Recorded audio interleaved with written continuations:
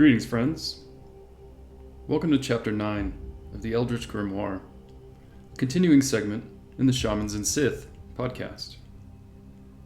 In light of the recent retitling of this podcast, this chapter first explores how Joseph Campbell defines the mythological purposes and functions of shamanism and the shaman.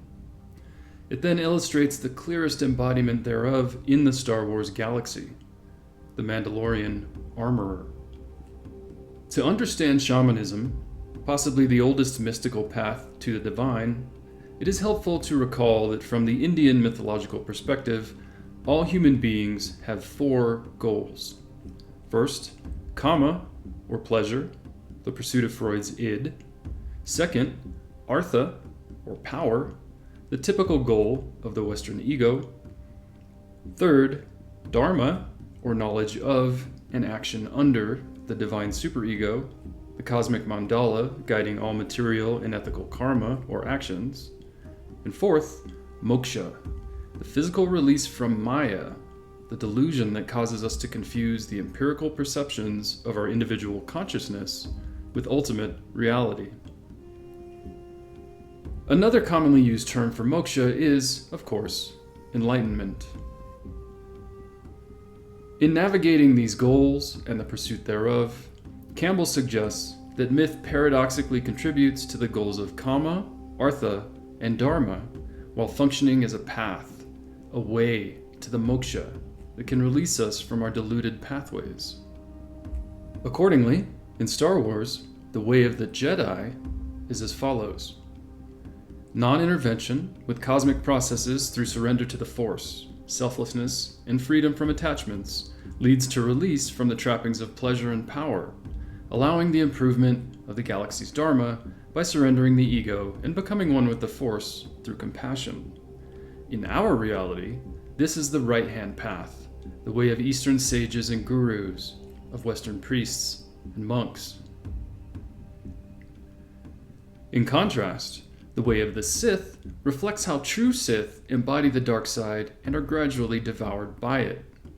Specifically, the dark side, the selfish cosmic ego, compels the Sith to maximize their kama and artha, allowing them to impact and even modify the galaxy's dharma by oppressing others with their individual ego and wielding the Force through greedy attachment, first to others, then, ultimately, only to their pursuit of artha.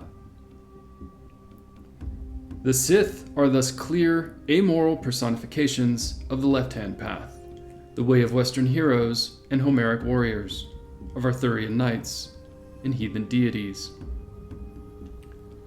Nevertheless, there is another way, another path to moksha and waking knowledge of the Absolute that is not only far older than the left or the right, but whose primordial origin may also even predate Homo sapiens themselves. This is the way of the shaman, the way of suffering, the way of the Mandalorian armorer. This path is paved with the mythological function Joseph Campbell defines as marga, a lifetime devoted to psychological metamorphosis via a devoted and hermetic, that is, isolated, mystical, and arcane, dedication to moksha. Hence, Campbell defines the shaman as follows. The shaman is a measure released from the local system of illusions and put in touch with mysteries of the psyche itself, which lead to wisdom concerning both the soul and its world.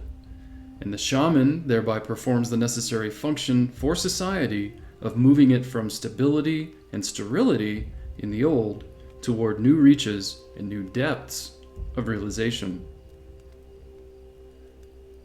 Indeed, for hundreds of thousands of years before the advent of settled agriculture in the Neolithic period, around 9,000 years ago, shamans were the guardians of all mythological lore. Their inner worlds thus not only reflected the antediluvian primacy of the Paleolithic hunt, but also continue to function as an elementary idea in the collective unconscious of modern humans. Hence, Campbell states, in every society in which they have been known, the shamans have been the particular guardians and reciters of the chants and traditions of their people. The realm of myth, from which, according to primitive belief, the whole spectacle of the world proceeds, and the world of shamanistic trance are one and the same. Becoming a shaman entails what Campbell calls a shamanic crisis, a painful, singular event in which the end goal of moksha is violently attained. Here, the Platonic shadows of material existence, misidentified as reality by the individual consciousness, are annihilated by a psychological thunderbolt, providing mystical realization of and access to transcendental consciousness, to the adamantine being of beings, structuring all realities now and forever.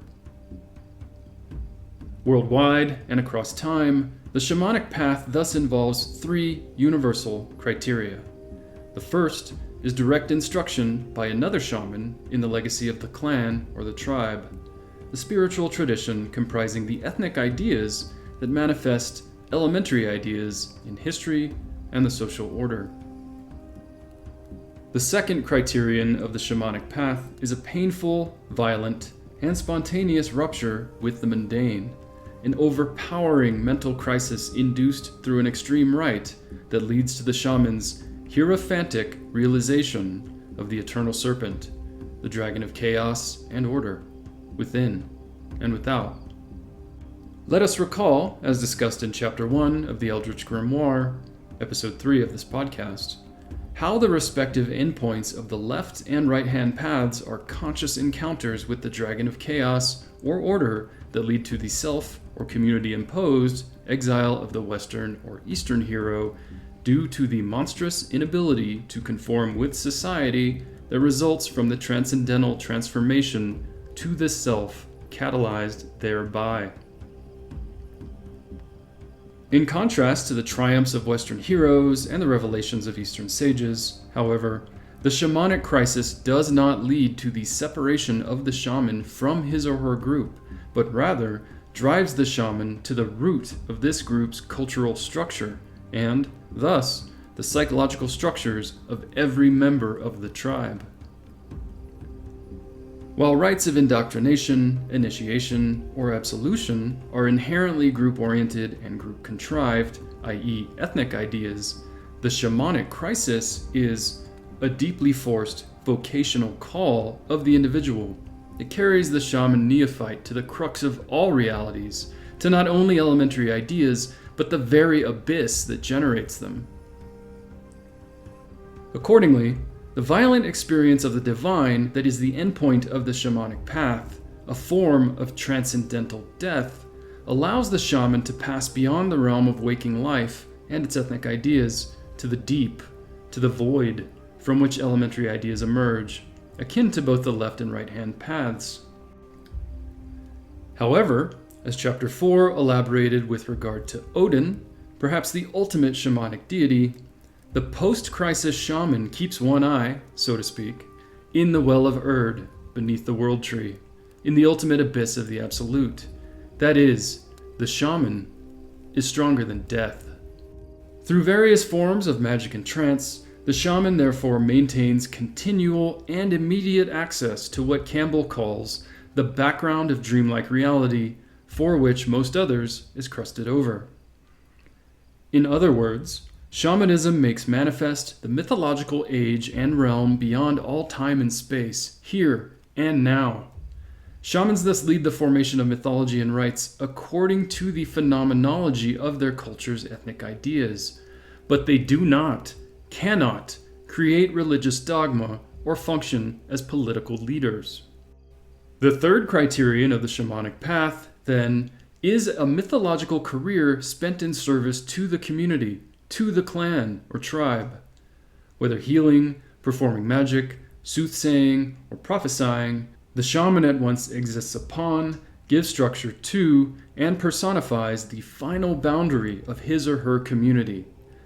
Every shamanic act articulates mythic poetry, a particular kind of art that imitates or presents in the field of time and space the visionary world of the eternal dragon, of Brahman, of the cosmic force.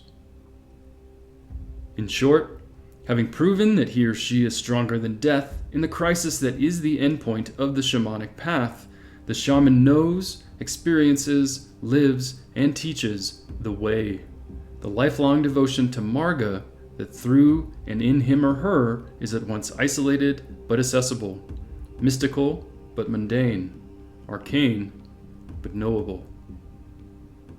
Hence, the shaman stands apart from the group while embodying its most basic attributes, as well as the eternal aspects of reality and consciousness that could not be further from them. In sum, the shaman is a living, breathing, mythogenetic zone, a paradoxically timeless yet aging embodiment of the ethnic ideas that structure his or her community, whose essential roots, like the Norse Yggdrasil, extend into the formless deep, reaching even to Brahman itself. Accordingly, the Armorer in The Mandalorian is the clearest canonical embodiment of shamanism in the Star Wars galaxy that we have been given to date. Even so, beyond what we can speculate or infer from her wardrobe and words, we know nothing of the Armorer's backstory other than that she was on the moon of Concordia, most likely as a member of Death Watch, during the Great Purge of Mandalore and its destruction by the Empire on the Night of 1,000 Tears. Nevertheless, as we have repeatedly witnessed across 3 seasons of The Mandalorian and several episodes of the Book of Boba Fett, among the Children of the Watch, the Armorer alone is capable of transforming the Mandalorian iron called Beskar into the sacred armor and implements that physically manifest their spiritual traditions.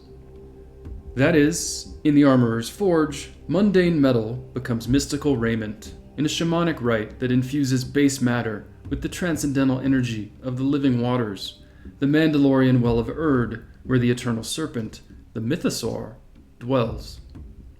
Amid the lack of any political or religious leadership during their exile from Mandalore, the Armorer also functions as a font of wisdom, an embodied mythogenetic zone who welds her community of exiles together with arcane knowledge and lore. Because of her shamanic access to the beyond, she alone is able to authoritatively identify when the members of her tribe follow the correct creed, the way to moksha, from the Mandalorian perspective. Hence, the Armorer also oversees the rites of initiation into the way. Akin to all shamans, her direct spiritual access to the living waters allows her to transform any body of water into the mystical equivalent during baptismal rites, and her presence is essential for the validity and impact of these actions. The same is true when members of the community fall from the way, as when Din Djarin admits to removing his helmet. Only the Armorer has the spiritual authority, the mystical access, necessary to approve the path to his redemption, even though this creed is known to all. Moreover, as the shamanic distillation of the martial ideals and abilities that structure Mandalorian culture in general, and the way of the Children of the Watch in particular, the Armorer possesses perhaps unparalleled hand-to-hand combat skills. In these and other actions and performances, that is, in her role as Mandalorian shaman, as mythogenetic zone made manifest, we thus witness the Armorer fulfill every function of myth identified by Joseph Campbell. Pedagogically, she maintains the Dharma of the Children of the Watch by means of cosmological and spiritual instruction in lore and deed. Sociologically, she validates and maintains the established, that is, ethnic, social order of the tribe in its rites and gatherings. Psychologically, she centers and harmonizes the psyches of her community's members through her unwavering faith in, representations of, and sacrifices to an unimpeachable higher might during both individual and collective interactions, whether internal or external, peaceful or violent. All of these abilities and capacities extend from the Armorer's continual, mystical access to the Well of Erd, to the elementary and figurative living waters from which the ethnic ideas that structure her tribe emerge, waters which literally exist on Mandalore but were thought physically inaccessible until Season 3 of The Mandalorian. In another sense, then, the Armorer is an interesting example of a shaman who, like all shamans, lives a marginal existence on the boundaries of her community, even as she structures and affirms these borders amid her isolation from this community. However, the Armorer is also a singular, perhaps unique, example of a shaman functioning amid the extermination of her entire world by a galactic empire and the diaspora of her people across the stars.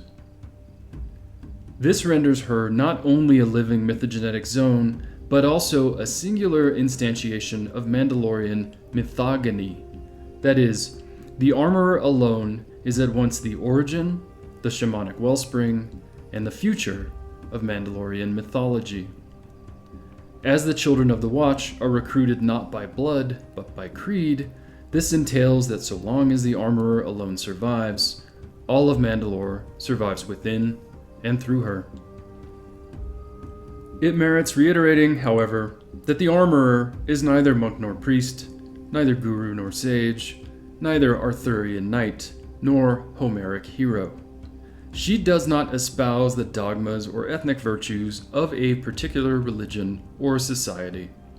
Rather, as mystic, as shaman, she refracts the elementary living waters of the Absolute, the cosmic force in the Star Wars galaxy, through the ethnic prism of the Mandalorian creed.